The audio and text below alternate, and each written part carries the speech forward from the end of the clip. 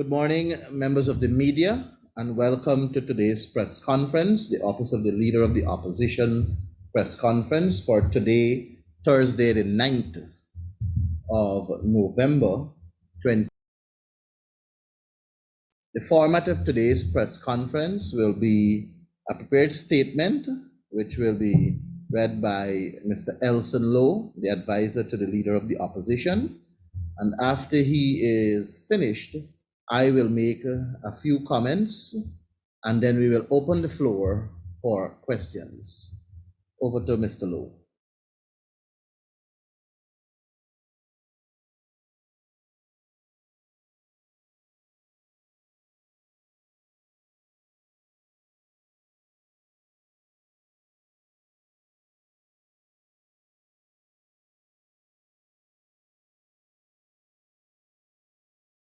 Thank you very much, Ganesh, and good morning to members of the media and the public at large. The PPP's elite, friends, family, and favorites policy is costing Guyanese dearly. Citizens were alarmed and confused when they heard that an $865 million infrastructure contract was awarded to a recently formed company associated with the individual known as Guyana Critic, quote unquote.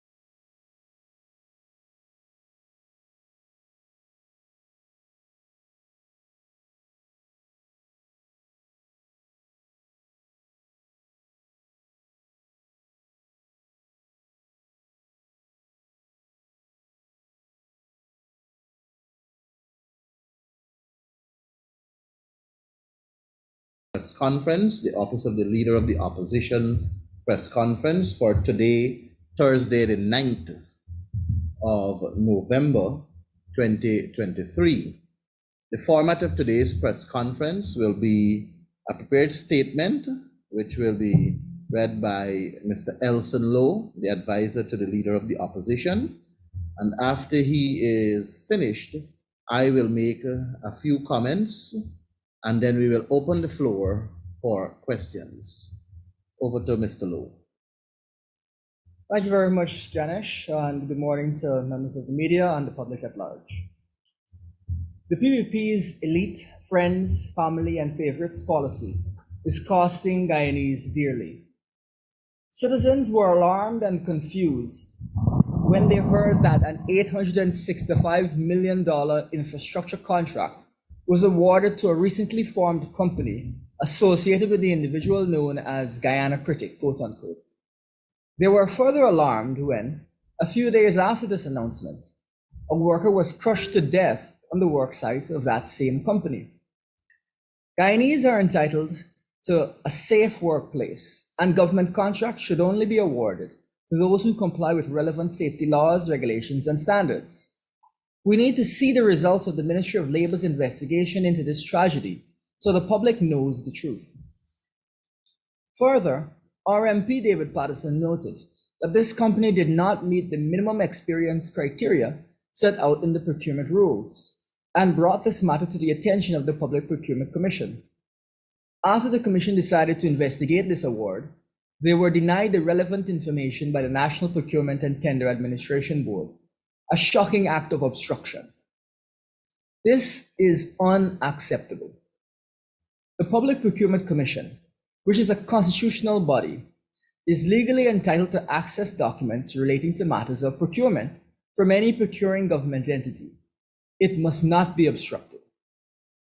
Denying this commission has not only undermined Guyana's institutions, it has raised the public's suspicion even further. MPTAB hiding the details of the award of a contract for nearly $1 billion Guyana dollars to a non-PPP supporter no less raises red flags of corruption at the highest levels. It is a classic example of the PPP's elite friends, family, and favorites policy when it comes to the allocation of the nation's resources. This must be investigated, and those involved held responsible. The PPP cannot be allowed to treat this nation's resources like their personal bank account. This situation would be bad enough, but, as usual, Second Vice President Jagdeo has demonstrated once again that the PPP has no regard for law and order and national institutions. It is inconceivable that rather than supporting the Public Procurement Commission, he would say that that body should not have threatened to go to court over MPTAB's non-cooperation, but rather ask the president for assistance. Jagdeo seems to believe that Guyana is a dictatorship and that its laws are meaningless. The Public Procurement Commission must be treated with respect. Our courts must be treated with respect. Guyanese must stand up against this casual tyranny, a tyranny which is becoming more prevalent daily. Jagdeo's bizarre attitude, however, has also raised questions about his own involvement in this matter. Jagdeo must say whether he played any role whatsoever in this award. And this too must be investigated so Guyanese know the truth. Guyanese are reminded of Jagdeo's words in the Vice documentary, in which he said, "Sue is my friend, he gets all the support." Is the Guyana critic a friend who has received quote-unquote support? If so, what exactly was the support? The public needs an answer to this question. It should come as no surprise that Guyanese cannot look forward to good quality, lasting roads, or even a consistent water and electricity supply if the specter of corruption hangs over public procurement. The PPP's elite, friends, family, and favorites policy is making life worse for ordinary Guyanese, including their own supporters. This has been compounded by the PPP's consistent efforts to undermine Guyanese institutions like the Public Procurement Commission and judiciary. It is clear that their only interest is in enriching themselves at the expense of our dear country. Thank you. Thank you very much, Elson. Now, for some comments on my part, I want to start by first saying to members of the media that in the recent past, I issued a statement where I stated that for the pump station at Blackbush Polder, the consultant was paid in full. And there was no response up until yesterday from the Ministry of Agriculture and by extension, the National Drainage and Irrigation Authority. And in yesterday's Stabroek News, I see a letter was penned by one Dave Hicks, who is the CEO acting of the National Drainage and Irrigation Authority. So please permit me to first respond to that letter, given that I was the one who said that the consultant was paid in full. The first two paragraphs of the letter states, and I quote, "The Ministry of Agriculture, National Drainage and Irrigation Authority, NDIA, is yet again forced to respond to missives regarding the termination of the Blackbush Polder Pump Station project in the Kaichor News and Stabroek News. The ministry wishes to vehemently dispute the claim that the consultant on the project, Innovative Engineering, was paid in full. As such, in accordance with the scope of works Most of the monies paid were for design completed and supervision works. Notably, some monies are still owed to the consultant for supervision. Therefore, the consultant was not paid in full as is being claimed. Now, it is most troubling that no less a person than the CEO of NDIA would make such a statement when a document that came out from his office that is in my possession indicates that this consultant was indeed paid in full, or if we want to say a remainder of $142,000 is what is due to him from the contract sum of $21,712,000. Now, this project is the design and supervision for irrigation pump station at Blackbush Polder Frontlands, Lot 4. And its location is Blackbush Polder, East Berbice.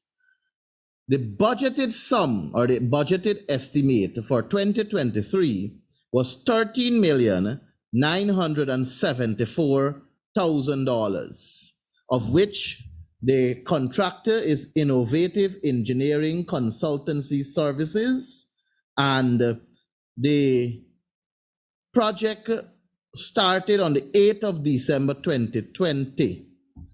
The total budgeted sum for this entire consultancy for supervision and design is $21,712,000.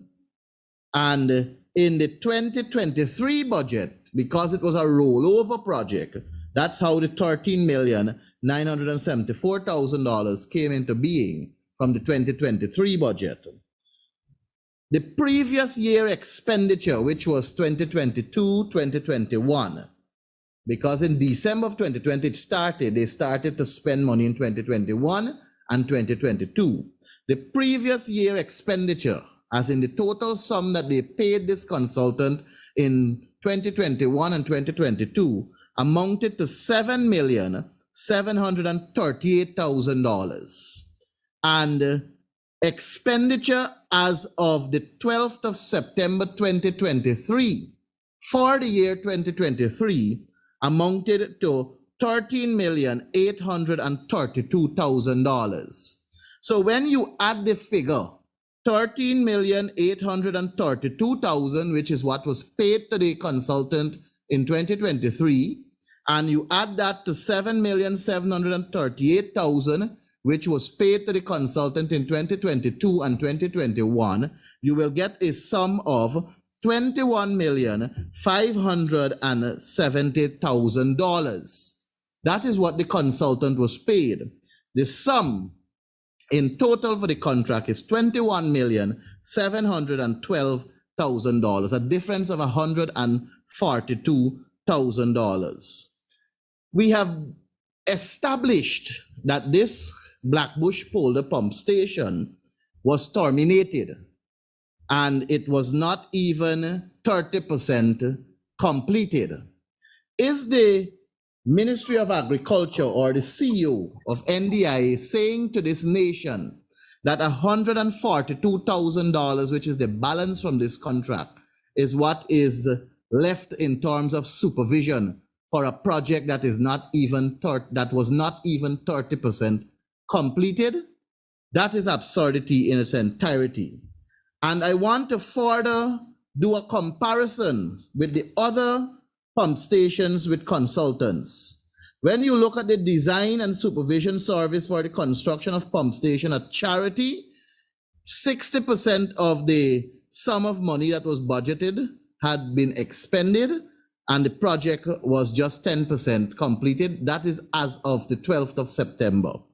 When you look at the consultancy service for the pump station at Andrews, 84% of the money was expended, and the project was 50% completed as of the 12th of September.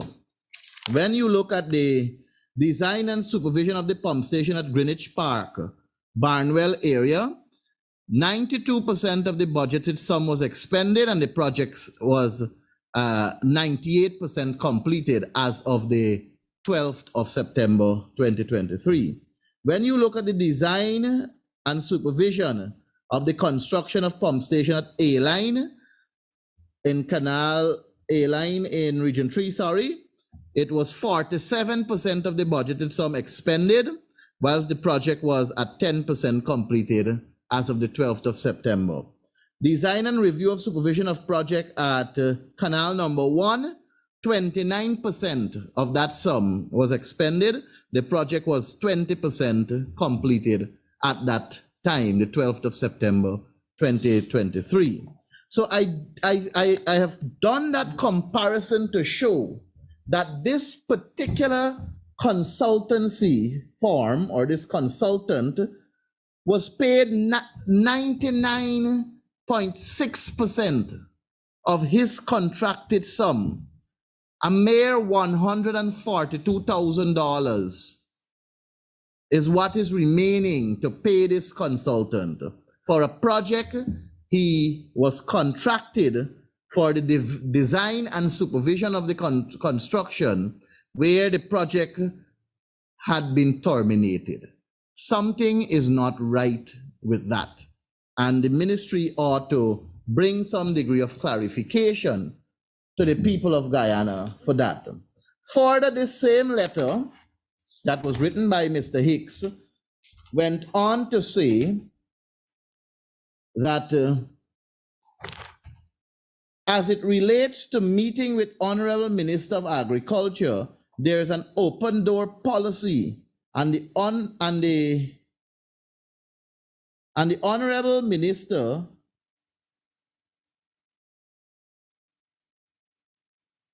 let me start back there. As it relates to meeting the Honorable Minister of Agriculture, there's an open door policy, and the Honorable Minister is open to any constructive conversation or comment that would support the successful completion of capital projects under his portfolio. I want to say here and now that I made several attempts to call the minister via the telephone to set up a meeting with him so that we can get to the bottom of what I have concluded as malpractices in the execution of these pump stations. To date, there is no positive response to set a date and time for us to meet. I must say that when the minister answered my telephone call, he indicated that he is going to meet with me and promised to get back, but to date has not. The letter goes on to say, one missive also makes an allegation that these projects are awarded to inexperienced contractors, and there was no strict adherence to standard evaluation criteria. The Ministry of Agriculture wishes to highlight that the award of the contract was done through public tendering and evaluated by the National Procurement and Tender Administration Board. Nobody is questioning that. But what we wish to say is that the Procurement Act of 2003 allows the procuring entity to be a part of that process and for them to make some contribution to ensure that this project is awarded to the most fit and proper person. I quote for you from section 39 of the Procurement Act. Section 39(2) says, the evaluation committee shall, using only the evaluated criteria outlined in the tender documents, evaluate all tenders, determine which tenderer has submitted the lowest evaluated tender, and convey its recommendation to the procuring entity within a reasonable period of time, but not longer than 14 days. The procuring entity shall, if it agrees with the report of the evaluation committee, publicly disclose the name of the tenderer identified by the evaluation committee as the lowest evaluated tenderer. If the procuring entity does not agree with the evaluation committee's determination, the procuring entity shall issue an advisory recommendation to the evaluation committee regarding which bidder should be the lowest evaluated bidder, which recommendation the evaluation committee shall observe. And the Procurement Act goes on to state the process that ought to be followed before the National Procurement and Tender Administration Board give their final stamp saying that this is the awardee of the contract. So the procurement entity is deeply involved. So when you see, for example, the contract that my brother Elson made reference to, that the PUI group of companies got, the procuring entity had to be equally involved as documented in the Procurement Act. So the claim of inexperienced contractors being awarded contracts is of substance. And this letter seems to be null and void and merely an attempt to cover up what one can only conclude as corrupt practices within the National Drainage and Irrigation Authority.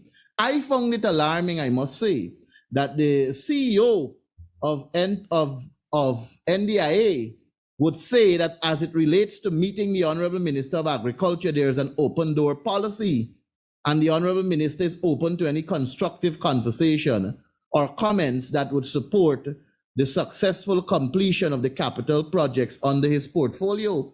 I didn't know the CEO of NDIA is acting also as the personal assistant to the Minister of Agriculture, but I'm glad that that was clarified. So perhaps he would be able to say also when the minister is available to meet with persons to clarify all of these discrepancies that seems to be happening at the level of NDIA and by extension the Ministry of Agriculture. I now move to these tender boards in the respective regions. There is an abuse of the tendering processes in these respective regions. I must say to you that these regions are now executing a larger budget than what they had a couple of years back. And what we see happening in most of the regions is public advertisement early in the year, and you don't see back any other public advertisement, which is quite alarming. But what they do is they resort to the three-quote system, or not three-quote, the request for quotation process. Now, in the tendering process, the methods of procurement of goods, construction and services and their conditions for use are, there are different processes. One is open tendering, which is mandatory. It says on article, or should say part 25 of the Procurement Act, public tendering is mandatory. For such tendering, an invitation to tender or to pre-qualify as applicable is mandatory. So public tendering is expected wherever there is no urgency and wherever there is the need for greater transparency and accountability. Then you have restrictive tendering. Restrictive tendering, the procuring entity may engage in procurement by means of restrictive tendering in accordance with the sections when the goods, construction of service or services by reason of their highly complex or specialized nature are available only from a limited number of supplier or contractors, in which case all such suppliers or contractors shall be invited to submit tenders if the estimated cost of the contract is below the threshold set forth in the regulations. When the restrictive tendering procedure is used, only suppliers or contractors invited by the procuring entity due to their qualifications can submit tenders. All other steps are required and requirements applicable to open tendering as set forth in Part 5 of this Act shall be complied with. The third one is request for quotation. And this is the one that is being abused in the regional tender boards.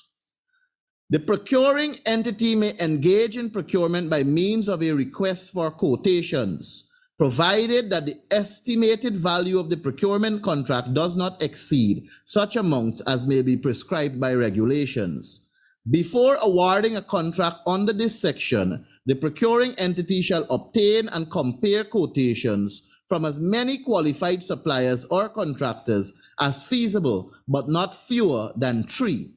And the other methods are single source procurement and procurement through community participation. My focus here is on the request for quotations.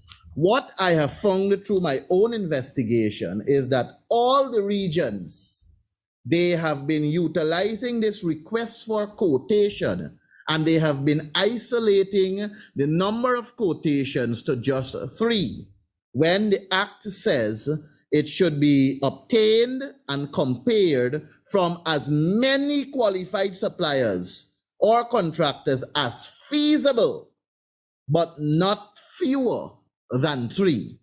What I found is that in region number 1, of the total number of contracts awarded by the Regional Procurement and Tender Administration Board for region number 1, 52% of their contracts were done utilizing the request for quotation system. In region number 2, 53% was done via request for quotation. Region 3, 65% was done by request for quotation. Region 4, 59%. Region 5, 55%. Region 6, 60%. Region 7, 52%. Region 8, 56%. Region 9, 62%, and Region 10, 60%. Of their total number of contracts awarded thus far, those are the percentage that were done via the request for quotation. Why this is worrying is because of many reasons. One being, it is deliberately depriving other contractors from participating in a process that can be classed as transparent and accountable. But if you're going to have a request for quotation where all these regions are only using 3 quotations from whichever 3 contractors they choose to engage with, then you are depriving others of participating.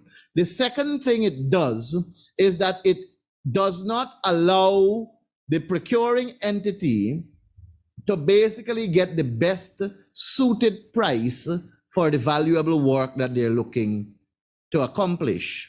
And 3, this system is a system that tolerates corruption. It tolerates collusion. It tolerates bad behavior on the part of the procuring entity and the contractors.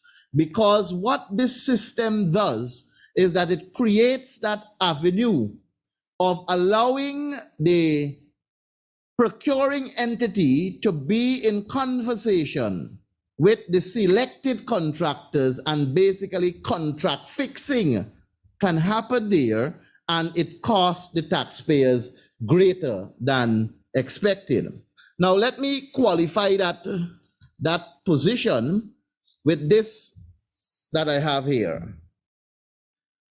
The Ministry of Legal Affairs is the procuring entity for the construction of the Essequibo sub-office, the registry. And when that contract was awarded, it was awarded to JICAM Construction and Supplies, Inc. And in the design of that contract, there was no consideration for the construction of a drain, for the casting of the compound, the construction of a fence, concrete culvert, and concrete revetment, which is very, what should I say? It is very, I don't know if unfortunate is the right word, but how can you have a contract where you are going to construct a building to house the sub-registry of Region 2, and you have not considered the fencing of the compound, You have not considered the casting of the compound, cement casting. You have not considered the construction of fence and the construction of a culvert and construction revetment, concrete revetment. But what happened is that when they suddenly recognized that they did not include that in the original contract of the construction of the building, they had to go back to the process of awarding a contract. But this one, which was awarded, and this one is for the casting of compound and construction of drain, fence, concrete culverts, and concrete revetment at Essequibo Sub-Registry. This one was not done through public tendering, it was done through the quotation system. And the award was made for the sum of $83,159,740,000. And it was awarded to the same contractor that is currently constructing the building or the sub-office, if I may use that term, for the registry. And that award was made to JICAM Construction and Supplies, Inc. But here how I'm talking about contract fixing. The 5 contractors that were asked to submit quotations for this particular contract, one of them is JICAM Construction and Supplies, Inc. The other one is GAFCO Construction and Supplies, Inc. GAFCO Construction and Supply, Inc. is the son of Mr. Jaigobin, and Mr. Jaigobin is the JICAM Construction and Supplies, Inc. The other one is Altec Investment. Altec Investment, as was reported to us, is the person with the technical skill that would normally prepare all the documents for JICAM Construction and Supplies, Inc. The fourth one is Yajoda Prasad and Sons General Construction. We are told by reputable people in region number 2 that Yajoda Prasad and Sons General Construction is the company or the contractor that constructed most of the properties that are owned by JICAM Construction and Supplies, Inc. in region number 2.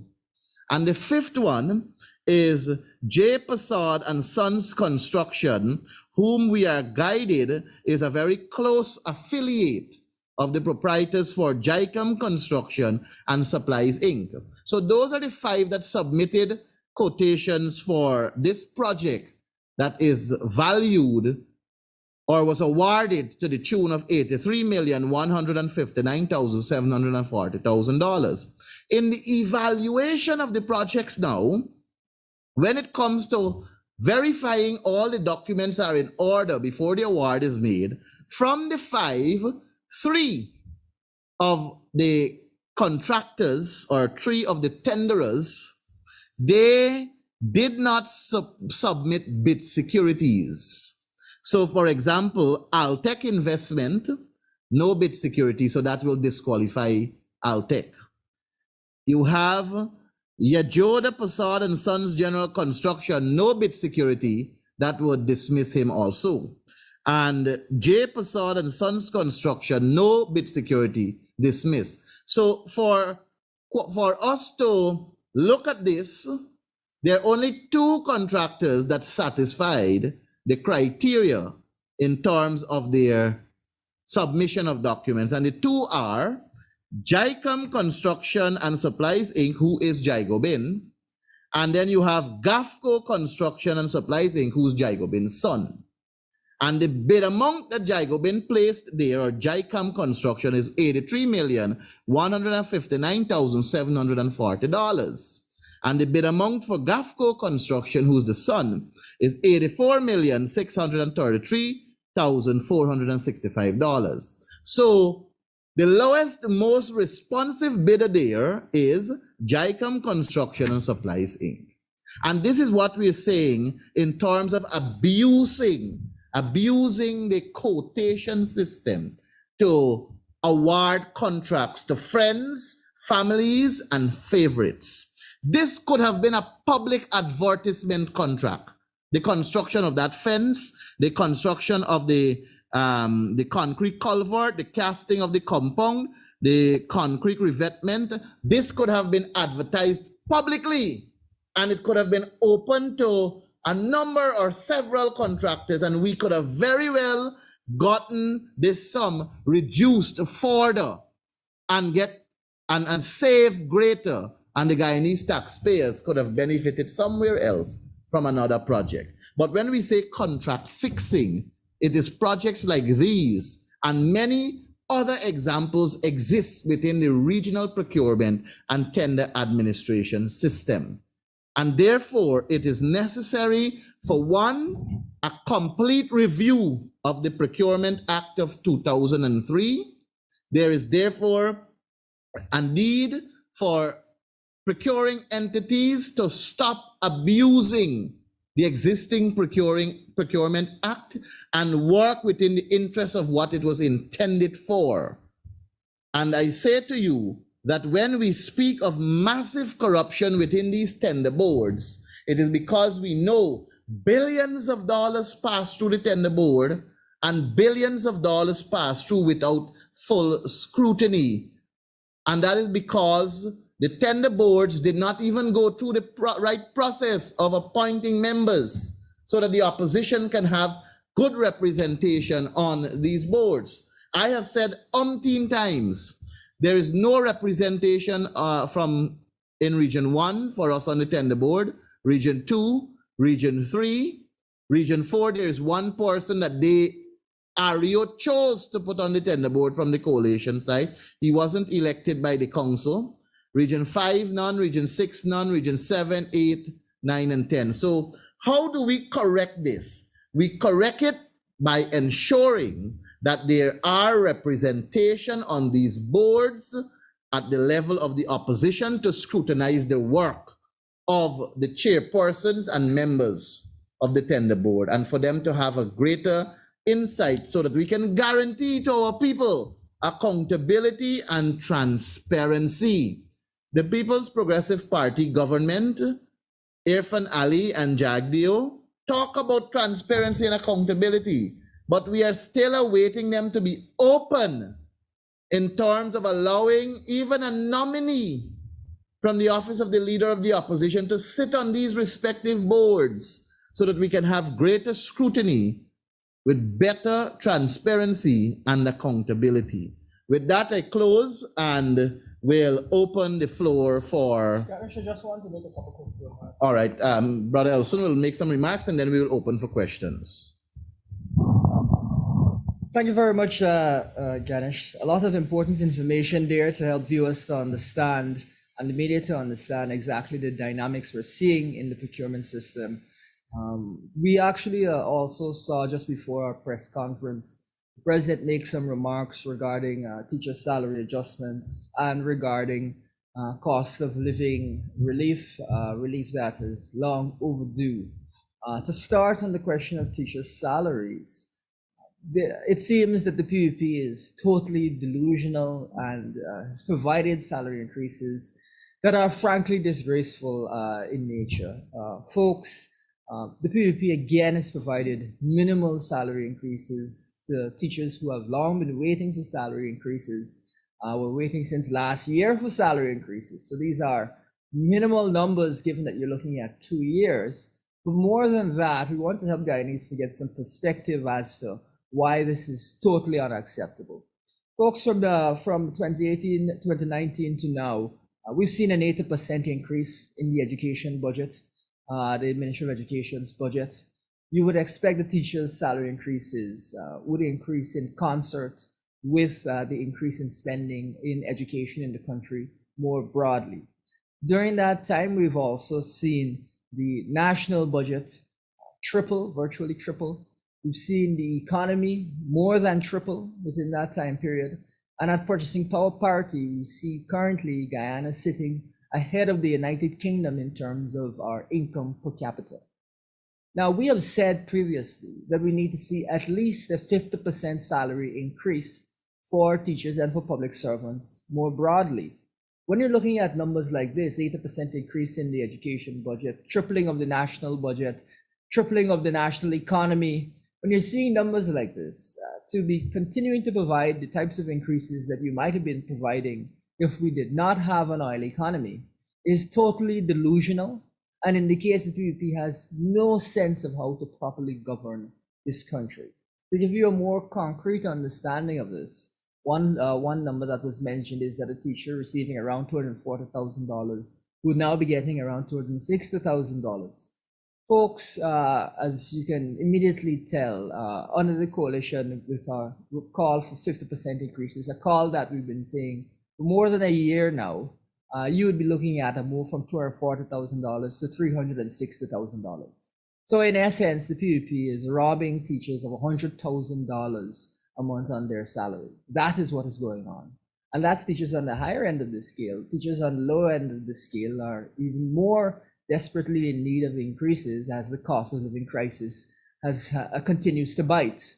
Again, we reiterate, the PPP is totally delusional. How can you increase the education budget by 80%, triple the national budget, have an economy that has more than tripled, and still offer people measly increases at $20,000 here and there? That is beyond belief. In addition, folks, let us now talk about the cost of living adjustments that were announced by the president. Again, these are minimal adjustments, $25,000 here, $35,000 there, minimal numbers. Even today, Guyana is producing, over the course of this year, in excess of double what Trinidad was producing during its oil boom, the highest points in Trinidad's oil boom. These numbers again ignore the fact that due to the war in Ukraine, Guyana received during that time period, that entire year, an unexpected $60 billion of revenue, which translates to $300,000 per household, which we have previously said the government needs to find an equitable way to distribute. Now, folks, over the course of 2 years, that is $150,000 per household, not the $25,000 that we're talking about, that the president is talking about here today. And so again, Guyanese have been shortchanged at minimum by $125,000. Folks, this is not acceptable. And even worse, it is similarly striking that the government is only at the end of the year announced this cost of living relief, when they had an entire year, when people have been suffering for the entire year with these elevated prices. It indicates that they have no ideas about how to spend these funds, that over the course of an entire year, they weren't able to come up with anything, and that they finally just decided to give away a few fricks. That $5 billion amount was never enough. We have maintained that it is not even 1% of the national budget. And more broadly, we have indicated that because of the high oil price that was due to the war in Ukraine over the course of the entire year that war had begun, the country made an unexpected windfall. We again reiterate that $300,000 per household needs to be equitably distributed, and that anything that falls short of that is frankly disgusting, but also delusional. Thank you. Thank you very much. Thank you very much, Elson. So we will open the floor for questions, and of course the usual method by show of hands so that you can be acknowledged.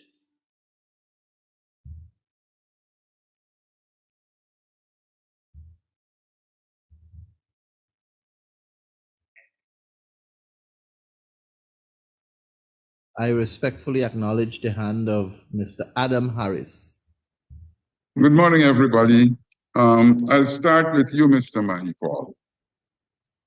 Recently, the Public Accounts Committee met and questioned the accounts that MARAD produced.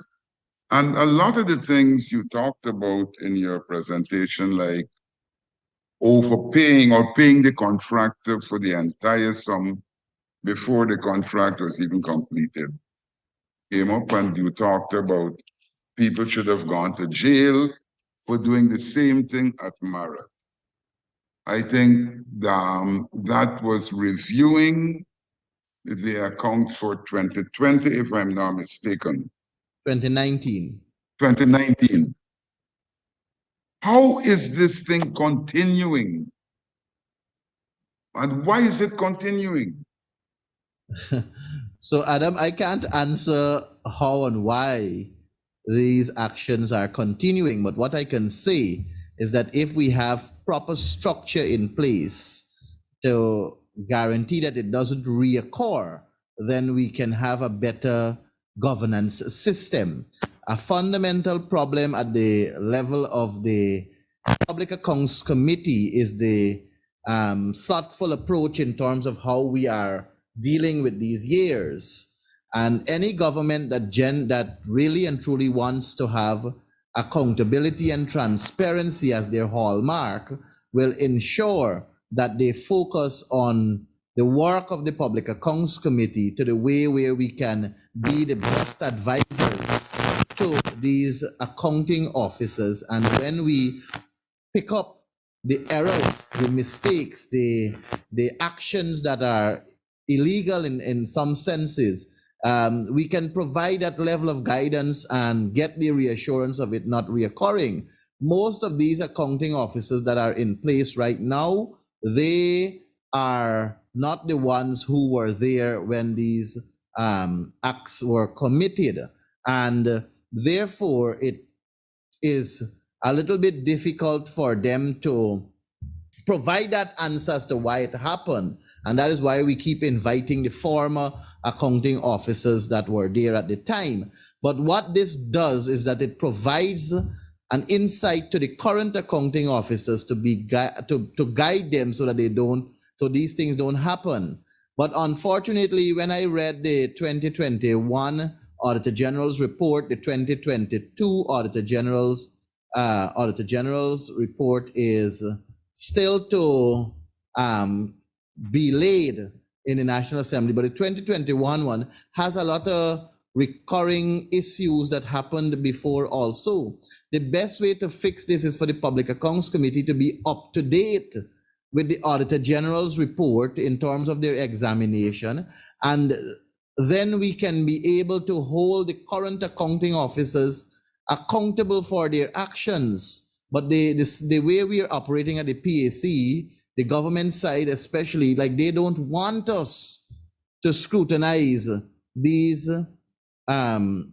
findings of the Auditor General report. We had one since the Parliament resumed. The 10th of October, I think the Parliament resumed from recess. Today is the 9th of November. We only had one sitting of the Public Accounts Committee. And it is all because of this motion, that this resolution of the National Assembly, where the quorum was changed by a single vote from the PPP side, a one-seat vote, knowing full well that I've said it umpteen times, we have had the PAC quorum was there, any 3 members since 1957. So it is clear that the government, the People's Progressive Party government, they are running from scrutiny, they are running from proper accountability and transparency. And I await to see how best they will address it, but we will have to continue on the opposition side to expose them when we find these mishaps and call them out for it. I see the hand of Ms. Anasa, if I got that right, from Kaichor News. Yes, good morning, sir. The PNCR was quick to comment on US $214 million audit fiasco exposed in the press. What is your position now on the massive skullduggery the auditors unearthed during their audits of LISA 1 and 2 of the US $7.3 billion? Can you go back to the first part of the question, please? I didn't get it clearly. Sure, no problem. The PNCR was quick to comment on US $214 million audit fiasco exposed in the press. What is your party's position now on the massive skullduggery the auditors unearthed during their audit of LISA 1 and 2 of US $7.3 billion? Okay, thank you very much for your question. Some of the listeners will recall that we spoke about this audit, and the government's seemed an attitude where the government didn't even seem to want to audit these oil companies, and together with civil society and the newspapers were able to force the government to carry out these audits. This $7.3 billion audit is indeed the one that we forced the government to carry out. The previous one having been commenced under the coalition. Now, folks, as it concerns this, the findings that we've seen recently, I made some remarks to a journalist from your paper earlier, but I guess maybe those remarks might have slid by. But essentially, what we're saying regarding the findings thus far from the audit is that some of these disputes are concerning, and we need to see the government urgently meet with the operator to clarify some of these issues and to ensure that they do not recur. First of all, the issue where it concerns money being spent on activities that should not be recovered, it needs to be made clear to the operator that this is not acceptable. And some of your viewers here may recall that when we met with the operator, we made it clear to them that not providing information to auditors was not acceptable. So we've been happy to speak to the operator directly on issues that concern us, whereas the government seems to have no interest whatsoever in engaging the operator to make sure that these types of things do not happen in the future, And in addition to that, we also see areas where there seems to be some confusion that the government needs to clear up urgently with the operator, and this concerns spending outside, recovering the costs of operations outside of the Stabroek block within the revenues from the Stabroek block. The reason that we're particularly concerned about this is that it is likely to be a recurring problem because, of course, you will observe that the operator in consortium with other companies has again received another oil block. And so it is perfectly possible that we will again see costs that really should only be claimed in that block being claimed in the Stabroek block. This is not acceptable, and the government needs to speak to the operator as soon as possible to ensure that this does not recur, because this is highly likely to recur, unfortunately. Now, that is where we start. That is to say, we believe that the government must meet with the operator, must make these things clear, because otherwise this will be a continuing area of dispute. But more than that, if in future audits we observe that there's continues to be a problem in this regard, then we would be even more concerned, and additional steps would be considered. One last point that we want to ensure is clear to the public is that we cannot be waiting, which seems to be the government's policy. We cannot just be waiting for things to come up in audits and for us to recover monies years and years down the line.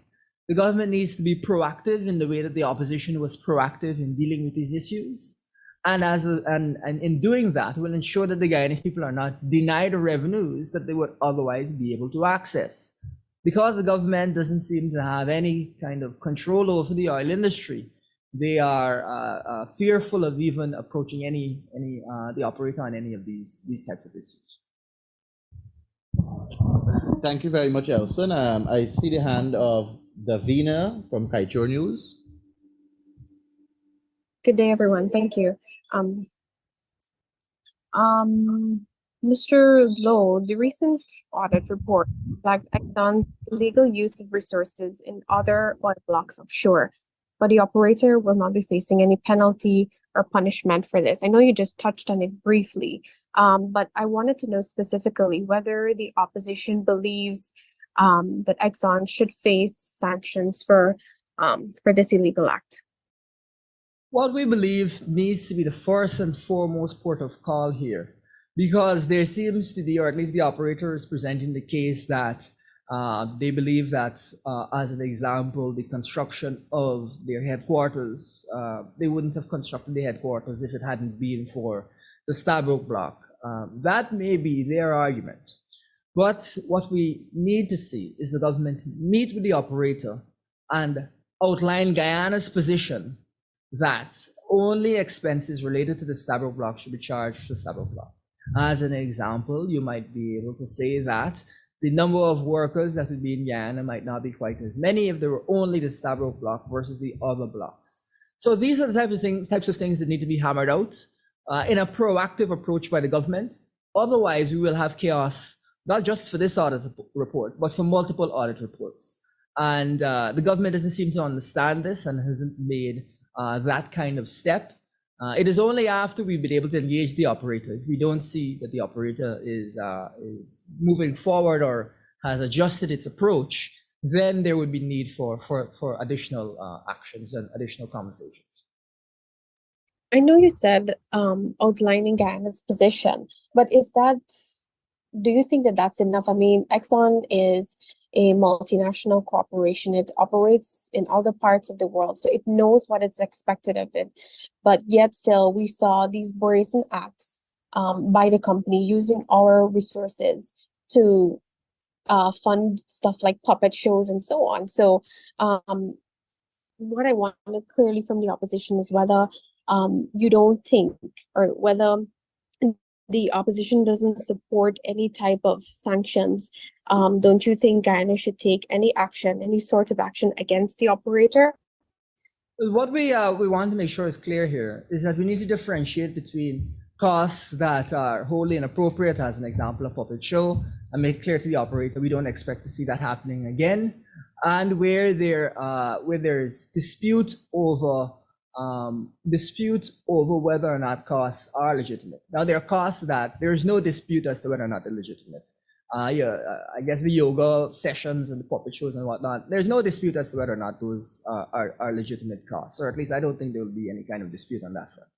But there is dispute over the size of the Exxon's operations locally and the extent to which those should be recovered.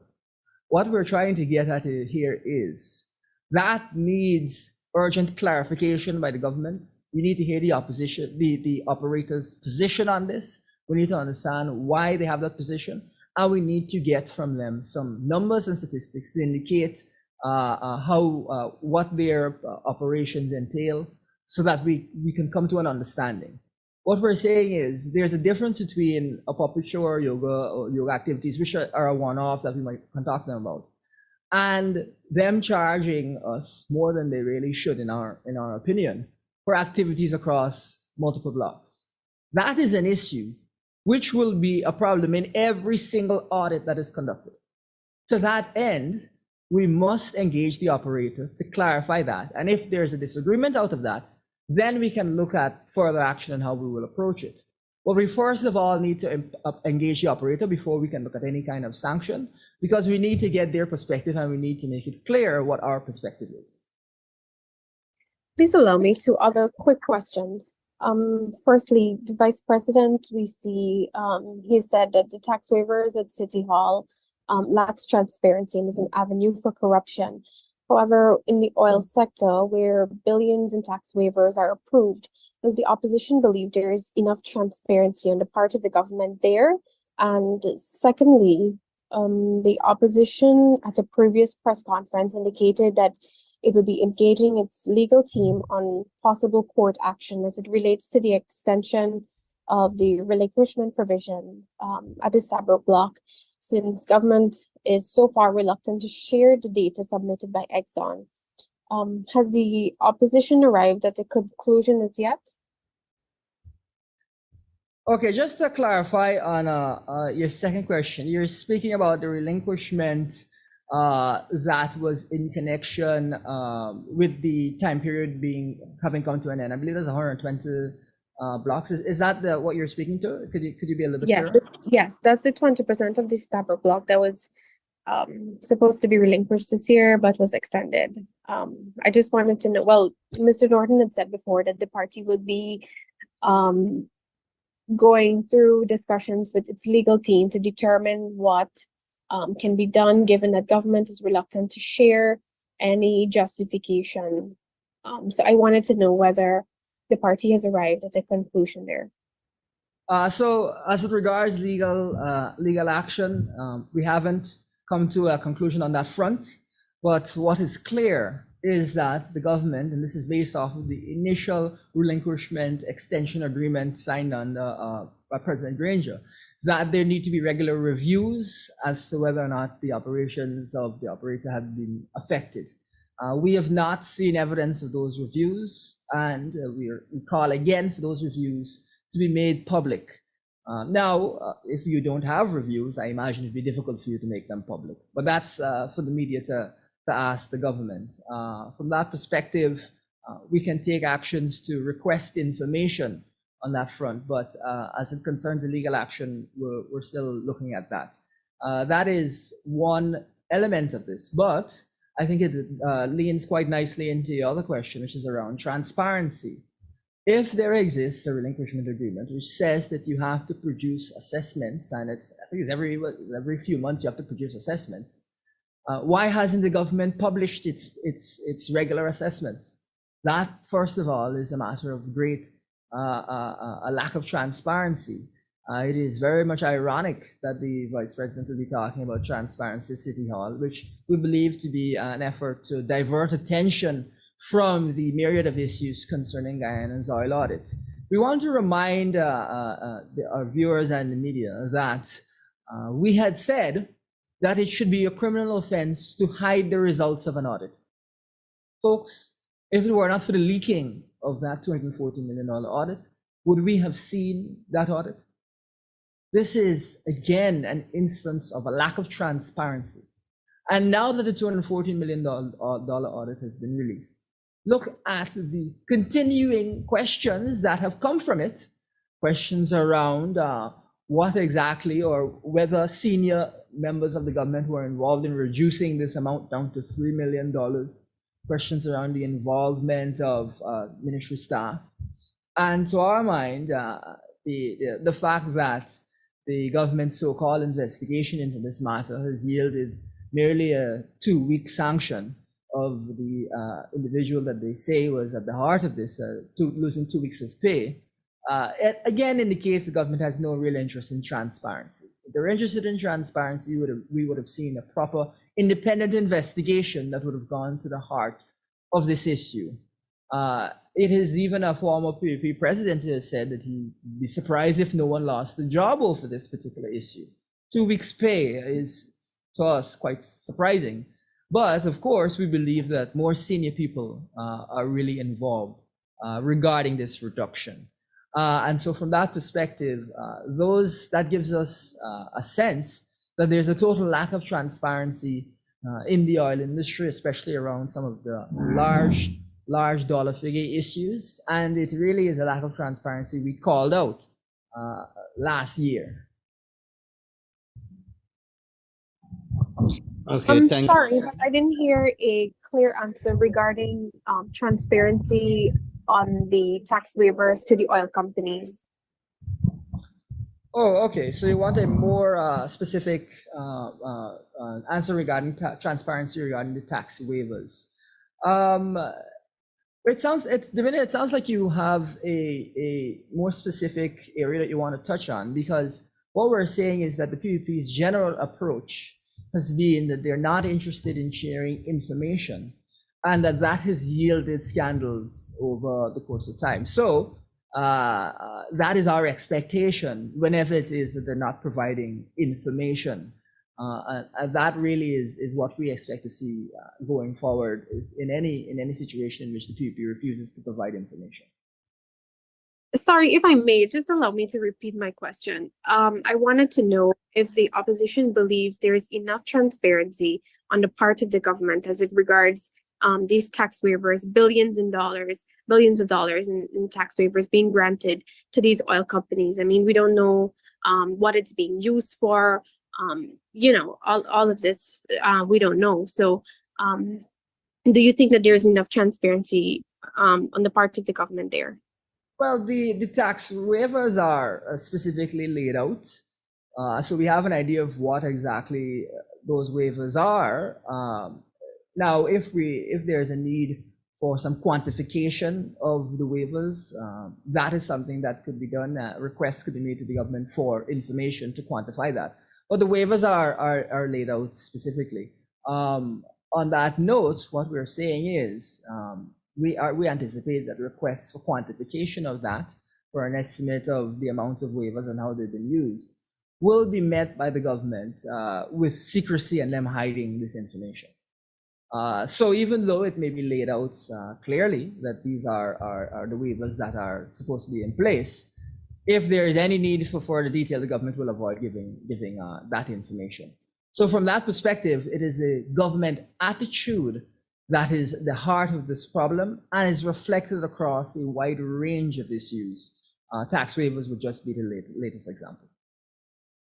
So do you then find it ironic that the vice president is talking about transparency at City Hall that regards tax waivers, but we don't see this level of transparency as it regards billions more at stake here? Is that what you're saying? What we're saying is, well, first of all, that is quite correct in that regard, that it's pretty ironic that he's talking about City Council. But what we really want to highlight is that Guyana's audits, oil audits, are, there could be tens of billions of US lost over the course of the life of the oil industry because of a lack of transparency, because of not auditing well. So the vice president to be singling out City Hall to us is an attempt to distract from the major, the serious questions that he's faced with. Now, if he is going to admit that the government has not been transparent, I'd be surprised to see that. But this has been their approach thus far. Just one other quick follow-up, Mr. Lowe. Given what we've seen in the audits, don't you think, or shouldn't Guyanese be privy to what those tax waivers are being approved for? And you mentioned the quantitative value. Shouldn't we know specifically how much is being granted and for what? No, absolutely. That goes without saying, as it is, quote unquote, the people's money. What we're saying is the types of waivers and so on, those are clear. It's the quantification of it that the government will resist putting figures to. That is where there is, I think, definitely clarity. The Guyanese people would look forward to more clarity there.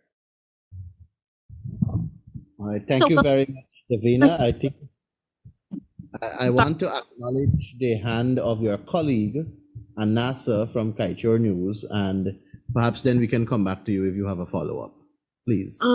Okay. So Thank Anasa, you. Good morning. So your party has outlined its development strategy, and its ultimate objective is to have a livable income for all. Just for clarity's sake, can you say what is meant by the term livable income for all, and how much money do you believe per household constitutes a livable income? All right, I think we did issue a press statement on that also, and I know that Brother Elson elaborated on it before also, so I'll ask him to answer that question. Thank you very much, Ganesh, and thank you for the question there.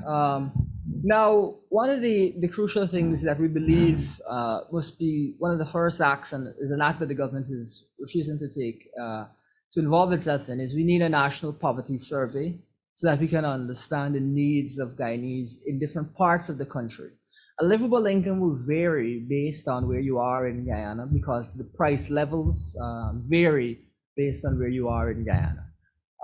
We have previously indicated that $150,000, no one should be paying taxes making less than $150,000, and that is a benchmark that we look at.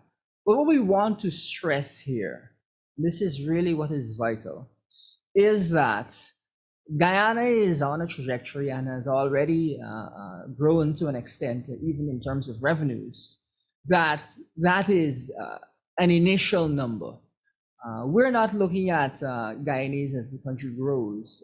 The average Guyanese making $150,000. What we're saying is that for right now, we need to ensure that those who are making $150,000 or less are not paying taxes, and that benefits accrue to those who are not making $150,000 to help to bring them up to that level. But a livable income is not going to be a minimal number, but rather a number that is reviewed regularly and that as the country grows is increased regularly. We must note that Guyana will receive billions and billions of US dollars of revenue as time goes on. And so we will continue to review the livable income that we're looking at and continue to expand it as appropriate, bearing in mind also that different household sizes may require different levels of support. And so it is a number that will have to be dynamically adjusted as we look at each individual and each household. All right, thank you very much. I see the hand of Mr. Adam Harris. Sir, I'm interested in this contract that the critic got. Has there been an investigation of the progress of work so far?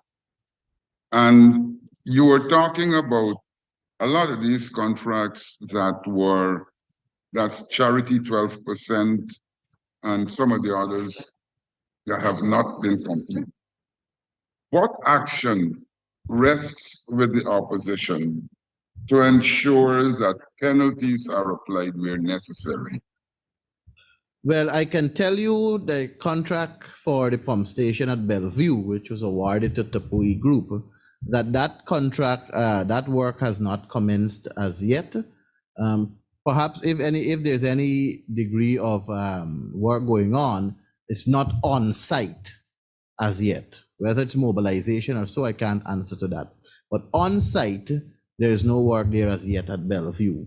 I can say to you that David Patterson, my colleague, wrote the Public Procurement Commission requesting an investigation on the award to determine whether it was done properly and whether the criteria was satisfied. And I know that I also wrote concerning the other awards, requesting an investigation on the operation of NPTAB in general also. I will also be writing pertaining to the regional tender boards that I pointed out earlier today in the press conference. And what I can tell you is that we are awaiting the Public Procurement Commission. We know that there was a statement out in the public domain where the Public Procurement Commission is saying that NPTAB is refusing to hand over documents. We also know that Second Vice President Jagdeo said that if they have an issue, they could have called the president, which Elson dealt with in detail earlier. But the Public Procurement Commission is a constitutional agency with a constitutional mandate. And we will await them, and based on how they react to our requests and how they treat the complaints, that will determine how we move forward afterwards.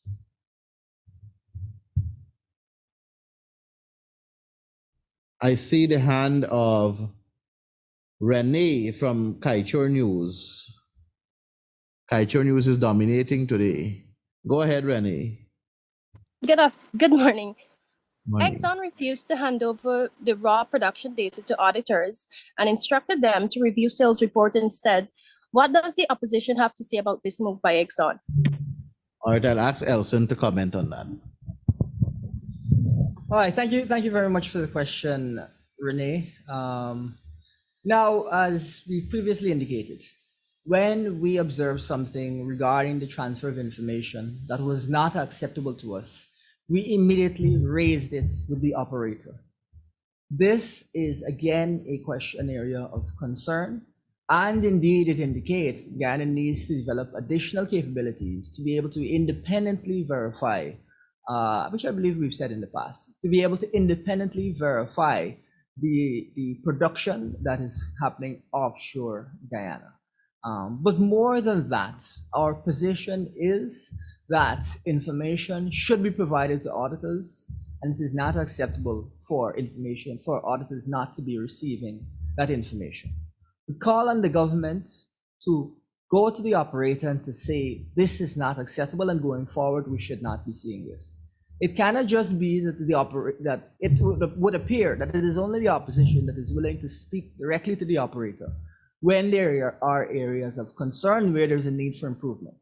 The government must stop hiding its head in the sand, but must deal directly with these types of issues and the other issues outlined earlier in the course of this press conference. So that has been our position.